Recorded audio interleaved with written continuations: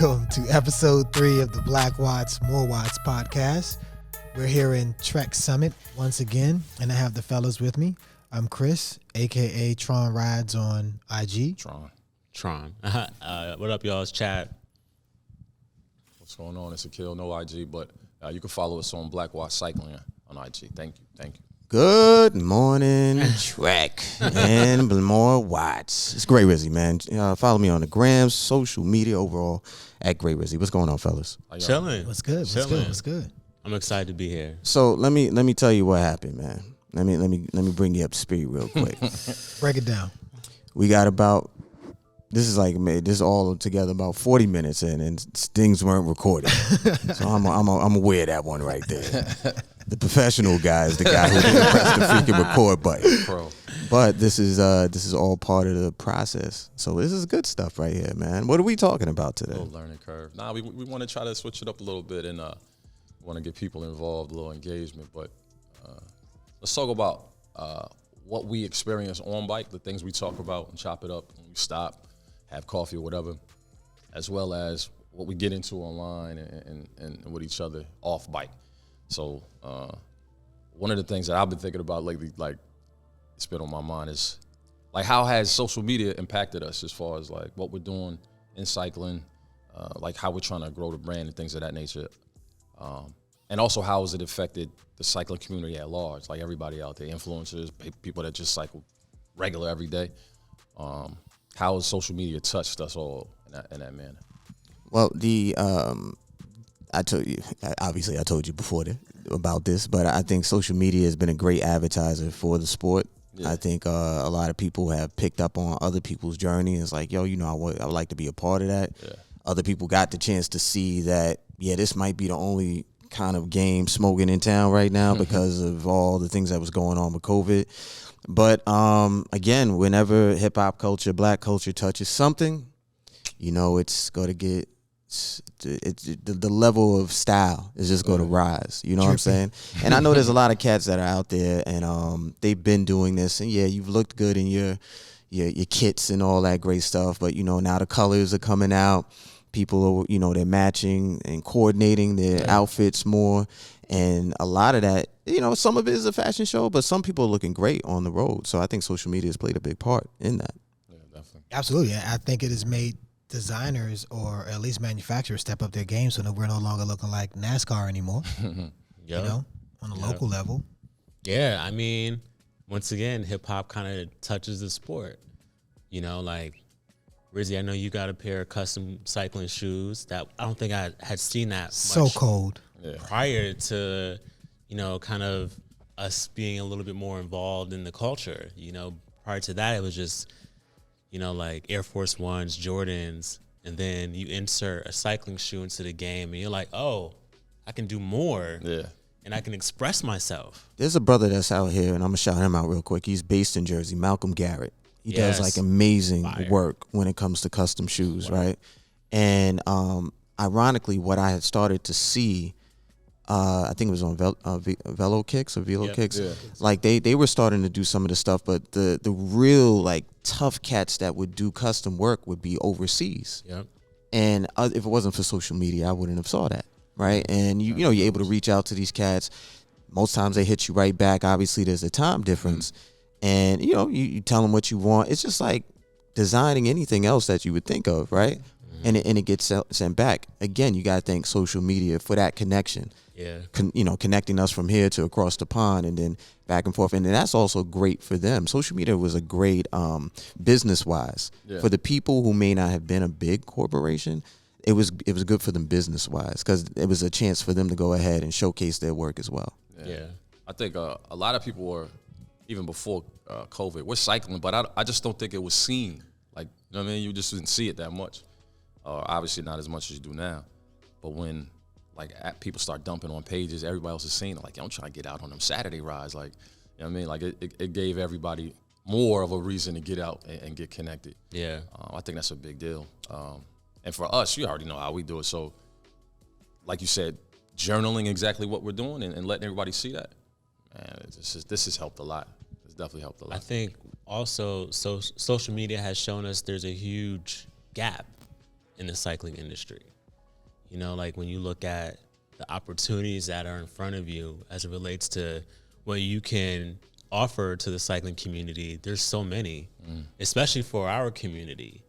You know, a lot of the pages that I come across, we don't show up on those pages. Yeah. You know, a lot of brands didn't even acknowledge the fact that there's Black History Month. Still, you know, like, so there, it just lets you know, like, there's so much work to be done, but there's also an opportunity to fill a lot of the gaps. I mean, can we talk about IG's sidebar? IG's algorithm is just trash, right? Because it just keeps showing the same shit over and over and over. I'm like, yo, I'm trying to diversify my feed to see folks that are doing different things in South Korea, in Jakarta, you know, across in the UK, in Australia, right? But I just, it ends up in Brazil or in other parts of South America or even on the continent. But it just... It's more than just you though. Like it's more, no, I mean, it's the algorithm is based more than on, like, let's say you start following or looking at certain things, you will see that. But the people you follow, what they look at, you're gonna see that too. I know, and I'm just like, y'all looking at the same shit shit all the time. Yeah. Yo, it's crazy. So to Chad's point though about how much more diversity is needed out there, particularly if you just talk about the BIPOC community, it's like, how does February come and major brands that are in the United States don't recognize or say anything about BHM? You gotta press them. You know what I mean? Or, Yeah, but it's you could press them, but or they're Hispanic not. Heritage Month, like, you know what I mean? Like how do you miss that? Yeah, they're uncomfortable conversations. They don't want to have them. They shouldn't be. Of course they should. They shouldn't be. Of course, but that's the opportunity. Is there's a chance for someone to come in and fill that space. You know, like that. There's a reason why organizations. I'm not going to go down this rabbit hole. I promise. Go. Let me see how far you gonna go. But there's a reason why organizations are now bringing in like chiefs of diversity. It's because they don't even know how to approach that demographic. The same needs to apply in cycling. You know, there needs to be an advocate for these organizations that allow them to have uncomfortable conversations. And until then, you're going to get on these calls. You're going to see the mishaps in February. Like, these things will continue to happen.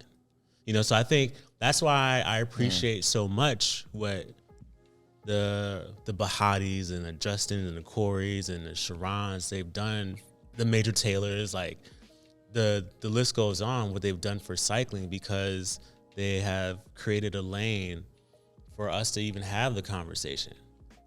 You know, like I saw a post from Sharon. He was kind of like saying like he kind of came into the game late on social. Yeah. And for Sharon, you mean Sharon Smith? Yeah, Yes. like he came to the game late on social, and it almost, and I could be wrong, but it almost felt like he was kind of beating himself up for it.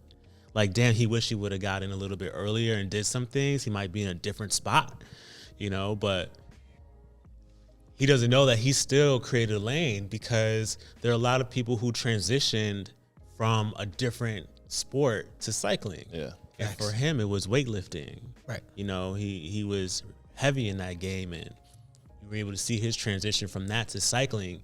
He tells you, like, look, I don't train like that. I'm not out here doing intervals. He was like, I get my training in when I race. Yeah, You but know, later, like, not like him being present on social right now is a big Yes. deal. Like timing. Yes. I mean, I understand if that's his little pain point, but him being here, period. Like, that's just a good look. Exactly. And he's able to get into the rooms that we're not able to get in. So, like, if we have great representation that are able to touch these folks at the top level, then when he's ready to exit the game, there's a new group of folks. Yeah, somebody to follow up. Yeah. For sure. That made me just think of something. Do you think there's a level of responsibility that each one of these people have? Because once you become to have a voice in a certain space, right? A lot of times it's like, yo, it's my voice. Yeah, I can say whatever the hell I want. Yeah. You know, the voice and opinion that I have does not necessarily represent my company or, you know, wherever I work. But in this particular case, like, it's almost, say for instance, when we've been places and we've been with Justin or Bahati or any of the guys, or the ladies who represent that as well, cycling, when it comes to people of color. You see the love that they get when we're in forums or venues where it's what they're speaking about.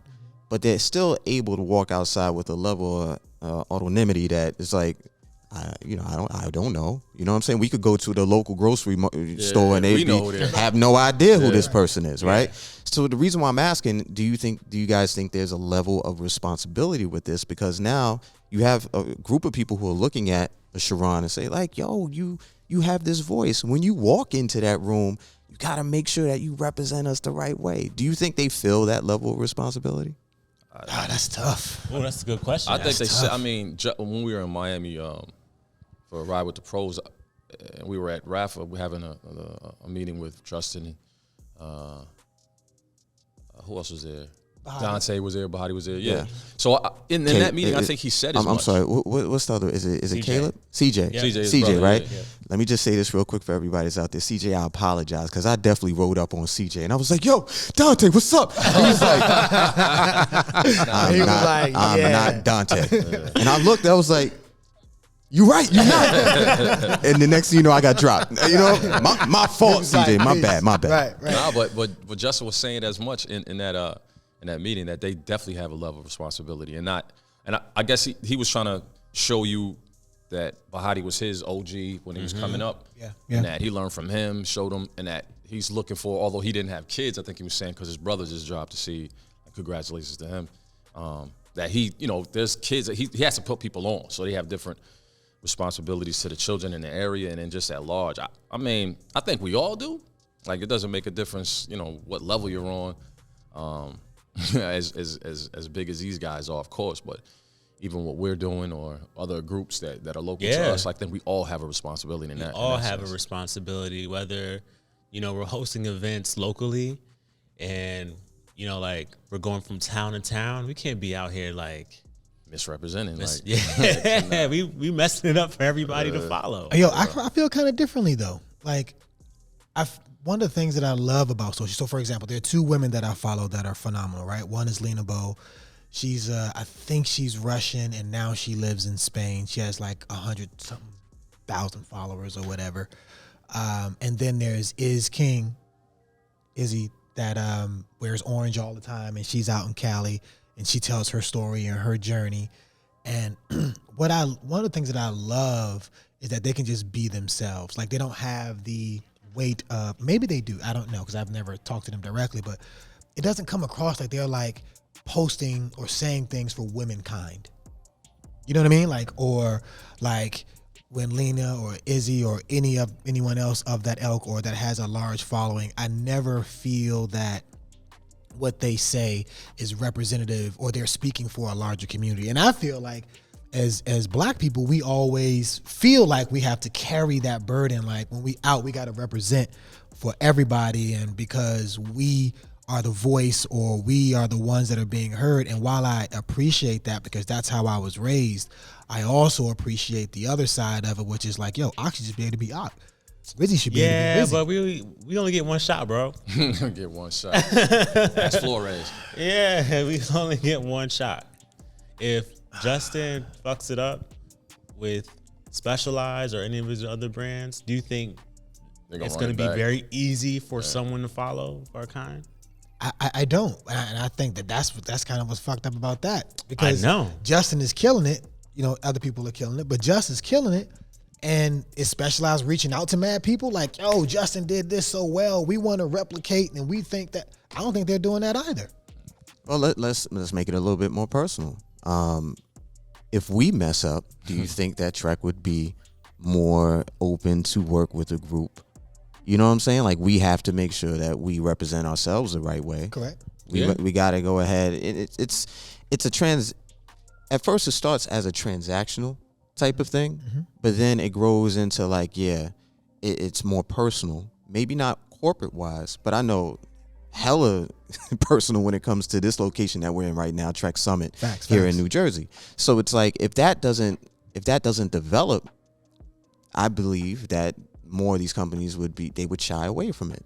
They would be like, well, that left a bad taste in our mouth, and I'm not 100% sure. Meanwhile, when you look on certain feeds, you're like, sometimes these guys are doing things I feel like I couldn't do. Yes. I'm not a professional racer. Let's be very clear about that right there. I do attack hills though, but you know, Facts. if I was to go out here and, you know, like say for instance, drink a whole bunch of beer and spit it all over the place and do all kinds of wild stuff, I know I would be viewed in a different lens than my counterpart who may be European, who may be white. You know, I know I'd be viewed differently. Yeah. Like, look at them. They so weird wilding. You know, look, they can't even hold their liquor. Well, let's be clear. I don't drink beer, so I won't be doing that. You know, but I just know that there's our room for error is so small. I feel like there has to be a certain level. We have to represent ourselves the right way. We have to represent our group the right way, our group, Black Watts, and then our community the right way. I agree, man. I just don't like it though. You know what I mean? Like I mean, for my children and nothing that I do or the people that I associate with on a regular basis, I'm not about mediocrity, and I don't think, you know, that anyone should be. But goddamn, if I don't want to have the ability for someone to be mediocre and still, you know what I mean, like to make a mistake or to do something and still have a requisite opportunity that still comes about, right? Yeah, like but you were saying, right? Like if we were to go someplace and do some of the things that we see some of our, quite frankly, our white counterparts do on social, irrespective of what ethnicity or nationality they may be, we will be viewed differently. And that's across any walk of life. Yeah, that's not just cycling. I think, but like to that, the amount of space that you occupy and the time in which you occupy it is important. Like, let's say, I mean, so we're doing this, or anybody, take Justin and them, they're doing it. If they let that wane or let some time go by and there's a gap and they don't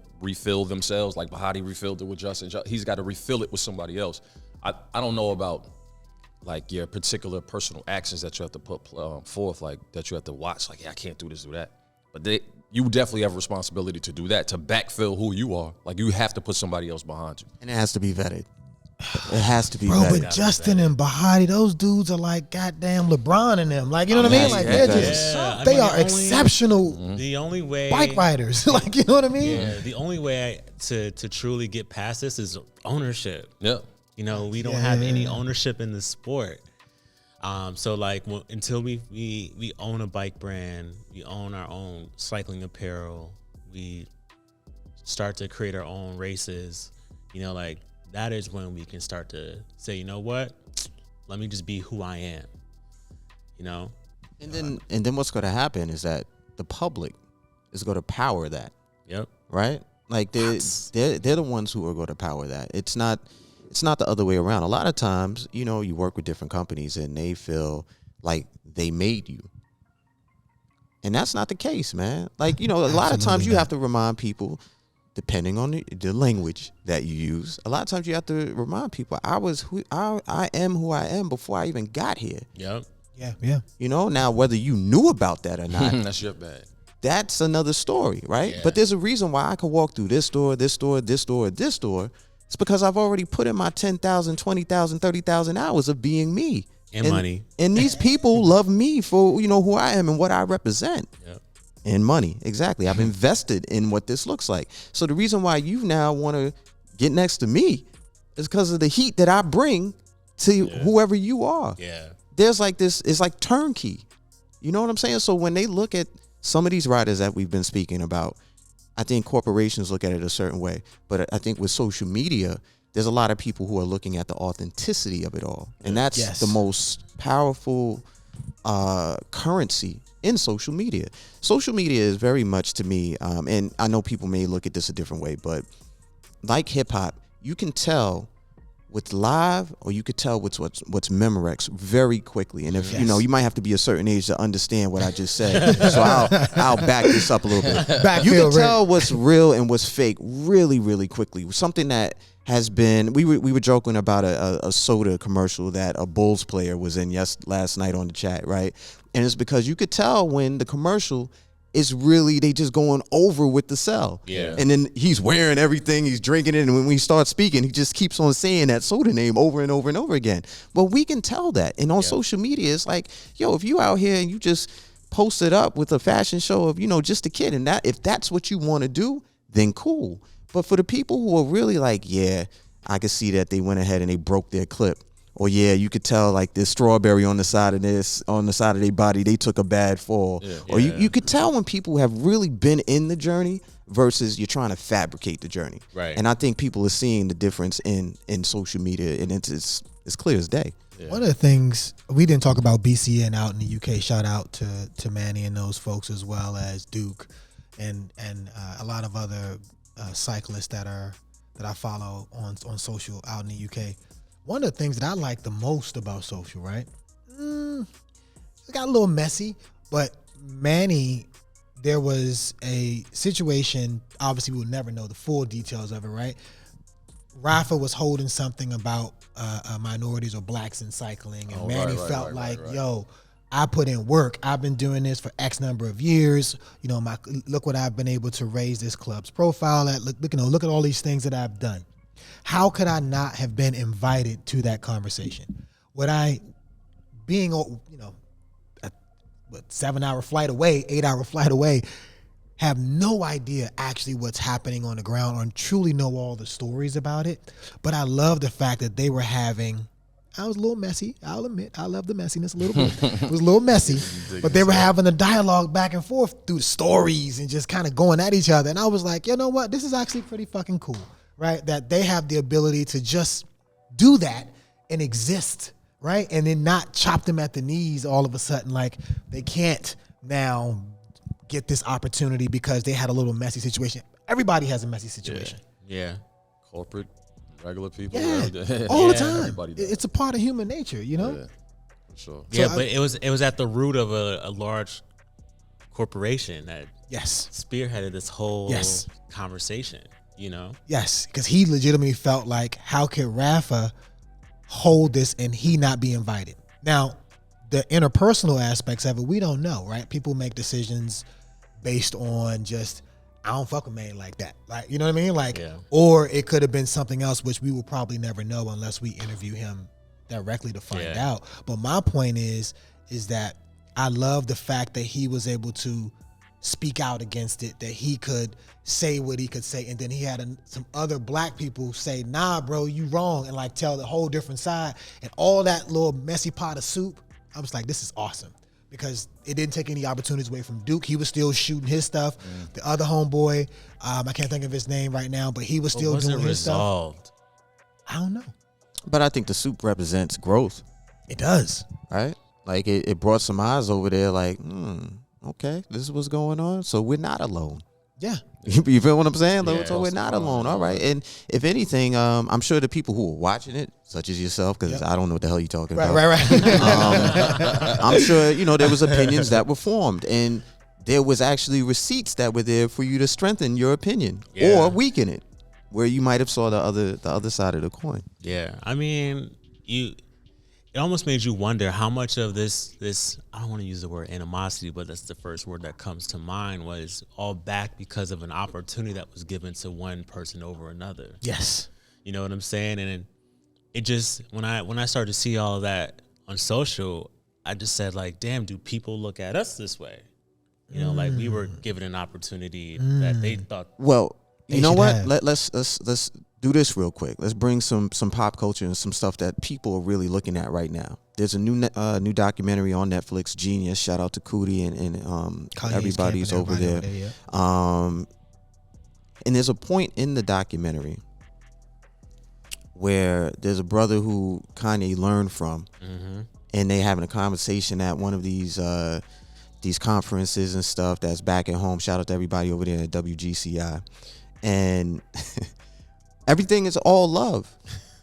6 hours later, 6 hours later. while the older homie goes up onto the radio station and voices some grievances, and pretty much what it came down to is that he didn't get mentioned in a XXL article, Yes. but No ID did. Yeah. Yes. And what the guy didn't know is that, according to Ye, is that XXL omitted that piece of information. That he did say it, but He it's did just- say it. yeah. He did have the conversation about it, but it didn't make it into the piece. And when he read it, the guy took offense to it. So that's when he aired it out up there on the radio station, right? Now Ye is in the car like, yo, this is crazy, man. Opens up his flip phone, talking to everybody, right? 2002. Right. So how many people may have felt like that guy when, you know, Black Watts gets given some type of opportunity? It's not only just Black Watts, whomever it may be, Right. in different walks of life. Yeah. Sometimes you don't know the full story, so it makes a lot of sense for you to try to have a conversation. And it's another thing that we were talking about a lot, at least I was talking a lot about this weekend, is you're starting to see more and more of these corporations and just companies overall, collaboration. Because collaboration is going to move you along way quicker than if you're trying to do it by yourself. Yeah. I think trying to move into the next one. It actually follows this whole conversation. Is like where we. I'm sorry, and I don't even remember homeboy name. You know what I'm saying? Yes. Right? Do you Yes. mind? No. I forget his name, point. and that was the point. Yeah. He was pissed off that I don't have that light now. Yeah. But guess what? You didn't keep on going. Yeah. I know No ID because of everything that No ID has done. What is son's name? It starts with a. In fact, I ain't gonna We say ain't that. mess it up. Don't even mess it up. Yeah. We can look it up. Google it. That's exactly the issue. Like I don't even remember who the but homie is. really quick before we transition, because you use the word collaboration, that's so key, is that when conversations are being had with organizations, it's not always about like needing something. Like, oh yeah, I need this from you, you know, like, or I need this product from you. It's truly about, I love the product, I own it already, I believe in it, I want to partner with you so we can let everyone else know about how great this product is. Like, there's an opportunity for both parties in this scenario, not just like, oh yeah, I love your brand, give me this. No, like, there's an opportunity for me to show everyone else especially in our community, how great a product is, because the learning curve for us was very different than the learning curve for someone who's coming in now, because now we have information that we can share. All you gotta do is listen. Yeah. Hove did that, so you ain't have to. Sorry, that was on my heart. No, that's y'all. what I'm saying. That's actually let it that out. actually Yeah, leads it to it, because in this section, like where we are as far as where we live, who's actually involved in cycling on our level or whatever, I think it's more than just we aren't consumers or prosumers. So the things that we buy, what we're getting our hands on, it's at a different level than just, you know, walking into the store just buying something. So the question is, are these companies, Trek included, like, are these corporations, do they see the value here? Like, there's a big bag, obviously, that there's money that's being spent, but do they see the value here? And what are, like, companies either doing to retain that, keep that, or promote it? I honestly believe we're a misrepresented group. This group right here, Black men in a specific age range, we have been skipped over. And women. And women, and yes, the black and women. women. We have been skipped over for whatever the reason is. I think the fall of the economy just was like, get y'all up out of here. Y'all ain't making no money. We're finally in a spot where, you know, we have families, we're married, we have good jobs, we have gotten to a place where we have a little bit more flexibility than other groups do, and organizations have completely forgotten about us.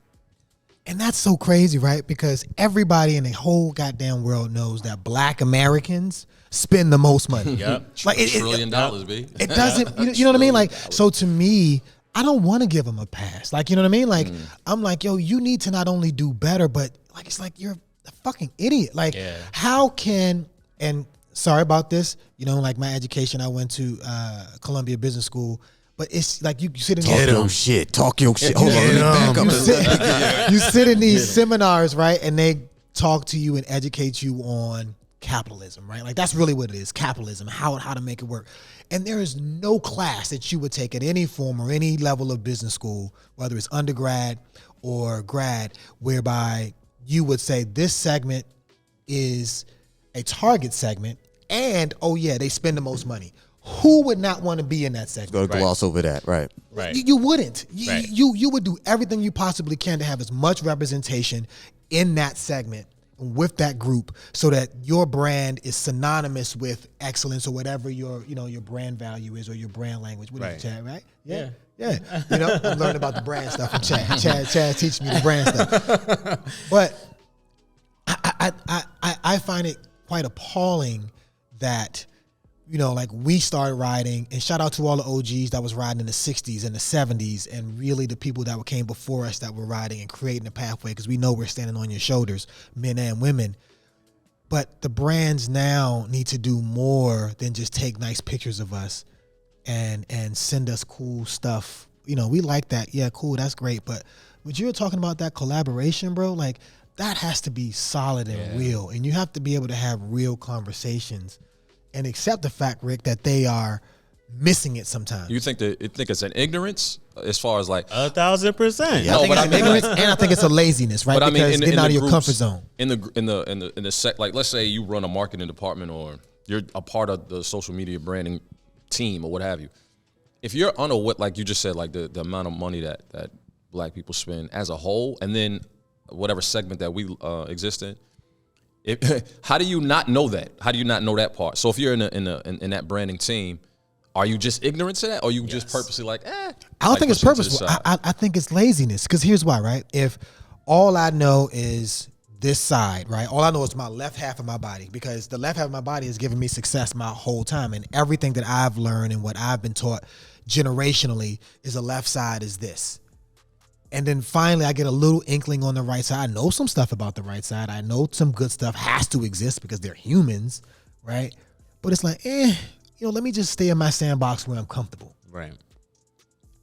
And I believe it takes the effort. Like, for example, right? I know nothing about South Korean cyclists. Absolutely nothing. They heavy though. But they heavy. They heavy. And I appreciate and I enjoy stretching my mind and reaching to kind of understand like what cycling means for them and what is it like to cycle over there. Their bike choices are hella different than what we would choose to ride in because their terrain is different. It's just crazy to me. You know what I mean?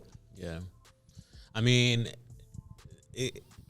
for me, it boils down to like, there's a lack of awareness and education. You know, like if companies took the time to understand, like especially for us, like, we have the buying power. Yeah. And all you have to do is just educate us. We're all not making dumbass decisions on purchases. Like, we are actually doing the research and attempting to find the information. But if it's not readily available, then how do we know? So we all of us here have started out on a very cost-effective bike, right? You can never tell any one of us to jump out and spend thousands of dollars on a bike. We needed to be educated and understand what are we buying? Why does it cost X amount of dollars for a group set? Why do wheels cost $3,000? You know, like why do different frame layups? Why does a bike computer, this little screen, cost? Talk about it. Talk about I think we all had pushback on that in the beginning. I can't get this on my phone. There's not an app for that. Exactly.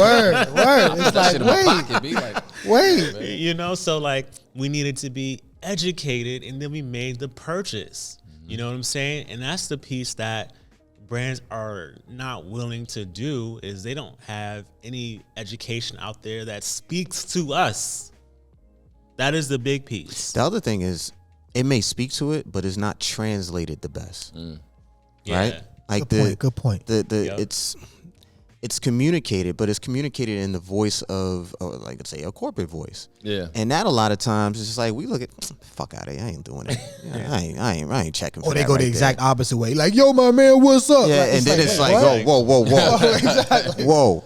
The other, but if you look at a lot of the reason why I even mentioned this today is because I was having, shout out to Kim. I was having I had saw something that came across on my feed where, you have a lot of, back in the day, it was like competitors didn't work with each other. No, this is our sandbox. That's your sandbox. You stay over there, we go stay over here.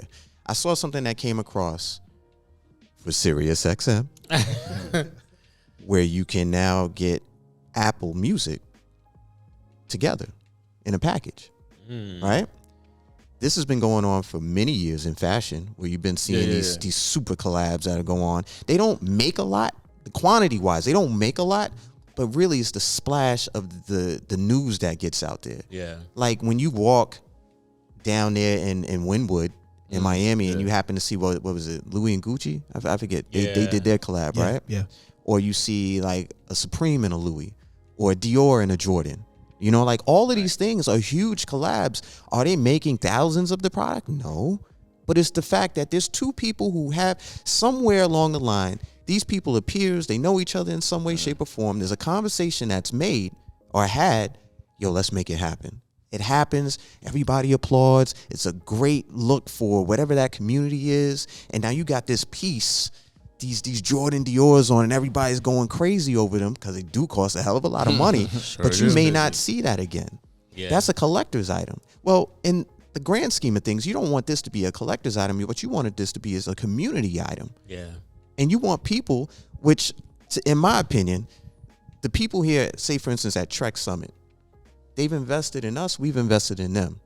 So when we speak about this place, there's an authenticity to it. Yeah. Now you see Madones being bought all over the damn place. All over. Lots of Madones moving. And what's the going rate for a Madone? It's about, you know, Cha-ching. Oh, I forgot. I might be snitching on ourselves. Right. You know, but it's an investment in that. Yeah. But best believe now the investment, people understand what they're paying for. Yep. That doesn't happen out the gate. It doesn't happen when it's translated in such a way where you make me sound like Boo Boo the Fool or you sounding so corny. I don't even want to be a part of it. That corporate talk. Yeah. Yo, that ignorance allows them to price gouge. Case in point, right? Right. So the iPhone, when it came out in 2007, was wild expensive, right? Like back then it was like $400 to $500. Nobody was going to pay that much for a cell phone out the gate, right? What did Apple do? They smartened up, opened the market up, right? Like they partnered with AT&T and said, put everybody on these 24-month plans. Remember that? And then you can buy it for like $199 or something ridiculous like that. And they added it into the plan. Yeah. The bike industry, you can have somebody that has carbon wheels. How do we know the difference between one carbon manufacturer and another? There's no way we can. Absolutely not. But you look at the price and be like, yo, these are $1,500. These are $4,500. It's like, well, what's the difference? And there is no explanation. None. That comes about. You have different carbons, the marketing speak, yada, yada, right? But there is nothing that really helps a consumer understand, well, why should I buy the top line carbon versus the mid-grade carbon versus the regular carbon, right? That's what influencers for. That's what they use them for that. Like, but they don't educate, right? Like I think the point was about the education, right? Like so that you can form that relationship and the authenticity can come through. It doesn't necessarily, and the brands can collaborate with people who or other brands that connect with different communities and educate them on what's the difference between these things, so that when the messaging gets out, everybody understands at least a little bit better. Because we all know if I don't like some shit, it's gone. Yo, Amway, if you need a salesperson, this is your guy right here. There was what was it? I think we were talking about this and talking about that educational point where if something was $4,500, something was $1,500, and you're just like, yo, I might have to go with the $4,500. You might have the disposable income to do so. Or you just like, yo, it's more, so it got to be better. Right. Once you get to that educational piece of it, you start to understand, I'm not a professional cyclist. And this 0.3 or 0.8, it could be 10 seconds. It's not going to matter. Yeah. Because you're not professionally racing. You know, and that's the piece where I would say community, people within the community, being able to pass that along. And then you have the chance to have a conversation with Chris, with Chad, with Ak, with this person, with that person, with that person. And then you really form the opinion because these are the trusted people that you know, because nobody wants to be sold. No, not in that way. Or taken advantage of. Right. Nobody. I mean, you go into a store at any time. You just don't want to be sold. Hey, how you doing? Yeah. If I need something, I'll let you know. You automatically walk away. Nobody wants. They teach you this in sales. Nobody wants to be sold. It's the reason why you probe. It's the reason why you ask questions. It's the reason why you make some type of connection. You're probing somebody visually. Hey, I got that polo sweater. Hey, where'd you get this from? Da da da da da. Trying to make that connection so now they trust in your word. Yeah. Well, guess what? In any community, especially in the cycling community right now, people's words are bonds. It's the reason why these companies should really value these groups that are within them, these sectors, whatever you want, however you want to go ahead and say it, they got to put the value in it, because these are the people who are amplifying whatever messaging you have. It better match the product that you have, because if the product really responds well, then the people who are out there saying it, it's going to count more for that person. Yeah, I mean, if you go to Black Watts Cycling on YouTube, I actually talk about, are you on the right bike? You know, like, everyone does not have to be on an aero bike. No. It may look good aesthetically, but that may not be the right bike for you. Or 60 depth wheels, that may not be the right wheel for you. You know, like, no one shared that information when I got into cycling. It was just like, yo, it looks good. You know, like, I look great in pictures. But when it comes down to the core of cycling, we all got into it because it made us feel good. Yeah. It made us happy. You know, so it's like, yeah, you may be on a Madone, but it doesn't mean you will go faster. You know, like, you could be on a more of endurance style bike that's not as aero and perform way better. Yeah. And that goes to like bike fit, right? Like, so for example, right? Hoops. We all play hoops, or we play football, right? You just needed your cleats or your sneakers and the ball and the field or the court, and that's it, right? Like, yes, with sneakers, they have Nike has all the different stuff. Adidas has different foams and technologies and all that. But nobody ever thought, I mean, once you got a certain age, you didn't think that, I used to think Jordans would make me jump higher. Everybody else did too. But after you get to a certain age, though, you don't start thinking, if I wear the Kobe's, I'm going to perform, way better than if I wore the LeBrons. Yeah. Because Lord knows I wanted to play in them foam posits. And you just could not Foam rock. shits were heavy as fuck. You just couldn't rock with them. Yeah. And so, to your point, right? Like, you had to be in There the goes shoe. the Nike sponsorship. Floating away. Messed that one up. No, we got them. We keeping it real. We just keeping it 100. Yo, but like, yeah, there was, at the time, there was no one informing you on the benefits of a basketball sneaker. And that's the same is happening now, So like with cycling shoes, every cycling shoe isn't for everybody. There are some that are meant for wide feet and narrow feet. And the piece that's a little bit challenging for me is, once you've bought something in cycling, the return policy on it's kind of crazy. Like, It's actually great. it's kind of crazy for some things, because if you buy a wheel and you've been riding on that wheel for 100 miles, there is no like, oh yeah, come on, bring that bad boy I back. feel like you should be able to bring it back. you should. I legit feel, because think about it, right? I mean, given if there's no damage or anything like Right. that, right? Like, to pay, thousands of dollars for a component, you think because of the marketing or what someone, what you believe based on what you see on social could fit for you. Learning your rider style or your type of riding that you do, the type of bike that may fit for you. You ride it and you're just like, I don't like the way this feels. Like, I feel sluggish, or it feels too light, or whatever the feeling may be. You should be able to do a certain number of miles on that wheel and then return it. You should. Yeah. You should. Because this piece of equipment doesn't fit for me, because cycling is, there's so much science involved. Yeah. A lot. There's so much science involved. But it's crazy. But once it walks out the door, it almost feels like buying a car. You can see, Depreciate right it now, depreciates right now. immediately. Yeah. If you go on eBay or Facebook Marketplace, you'll see someone say, "Oh, just bought these wheels. Probably got about 100 miles on them. Don't have time anymore." And then it's like $100 less than the retail value, and it just sits there.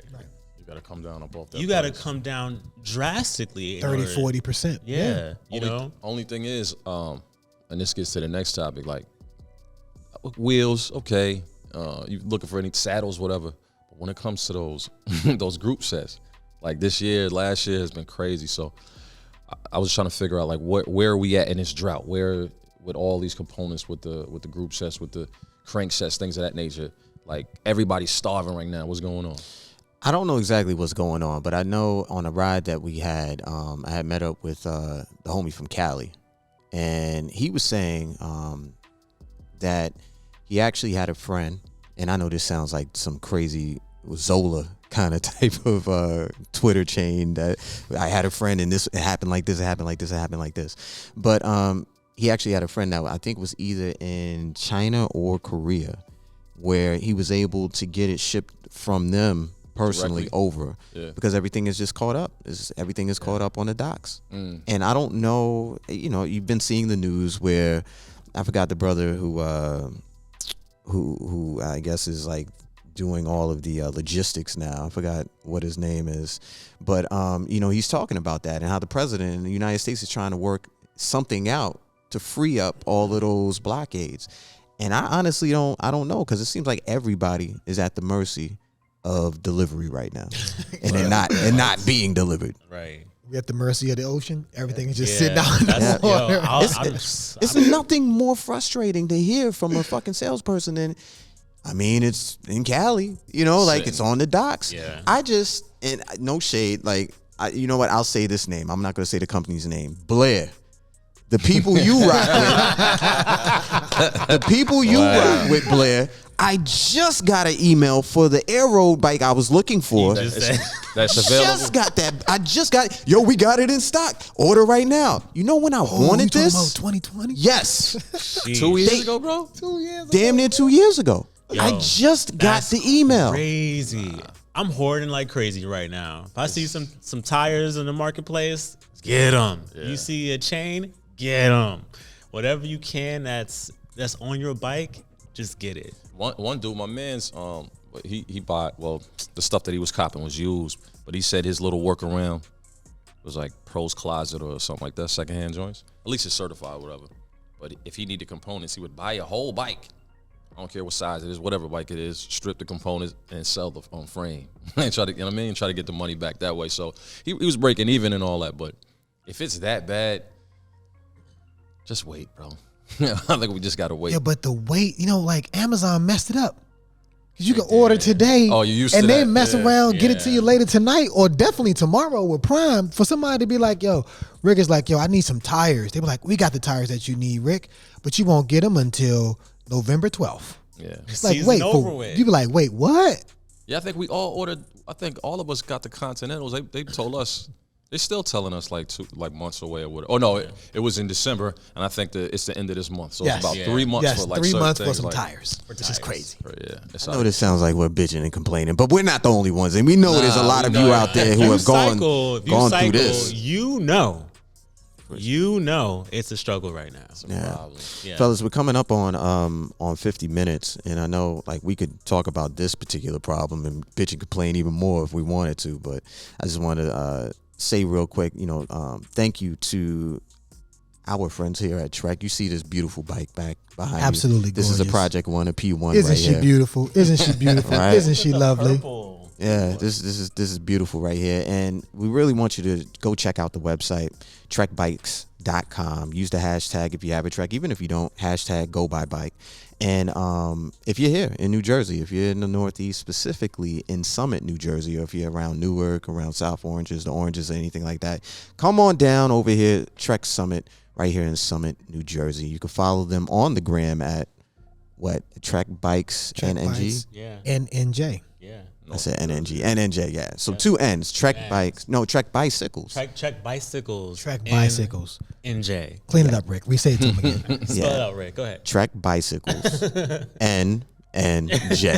Clean. Yeah, Yeah. mess with the homies over there with that. Do we are we talking about anything else? I know time wise, man. I don't want to Yeah, go we're over running too short of much. time. Coach Chris, you got something for us? Oh yeah, we got Oh, Chris's yes. segment. Yeah, Yes, my segment. Hold on. Hurry let up, me, man. Hurry up. Let Hurry me. up. I'll be fast with it. yeah. Wait, what am I talking about? Oh, travel bags. Oh If you yeah, ever this wanted was to something that travel a with lot your of bike? people was asking about. Yep. If you've ever wanted to travel with your bike, there are multiple ways that you can go about doing it. First thing you need to understand and decide is what type of bag do you want? Do you want a hard case or do you want a soft case? Next thing is, do you want to disassemble your bike or leave it primarily assembled? Answering those two questions will definitely help filter out a lot of options that probably are not good for you. Once you've made those two decisions, there are some fantastic bike bags out there that are made by some great brands.